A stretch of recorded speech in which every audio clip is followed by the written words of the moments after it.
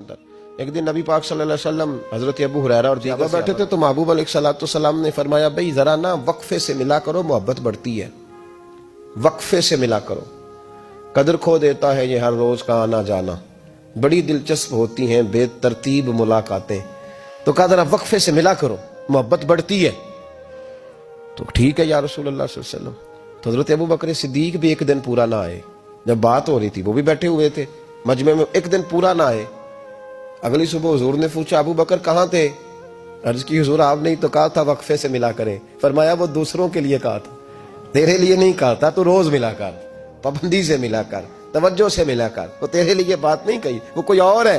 جو قریب رہیں تو قدر کم ہوتی ہے۔ ابو بکر صدیق تو محبوب کے ساتھ مکے میں بھی ساتھ، بدر میں بھی، احد میں بھی، غار ثور میں بھی، اور دیکھیے 1400 سال ہونے کے ہیں وہ مزار میں بھی مصطفیٰ کے ساتھ ہی آرام کر رہے ہیں، تو وہاں بھی ساتھ ہے۔ پانی پرن سہیلیاں رنگا رنگ کڑے، اسی تے پریا اس دا جانیے جس دا توڑ چڑھے۔ تو وہ کم لوگ ہوتے ہیں، وہ لوگ زیادہ خوب نہیں ہوتے کہ جو قریب آئے تو قدر کم کر دی۔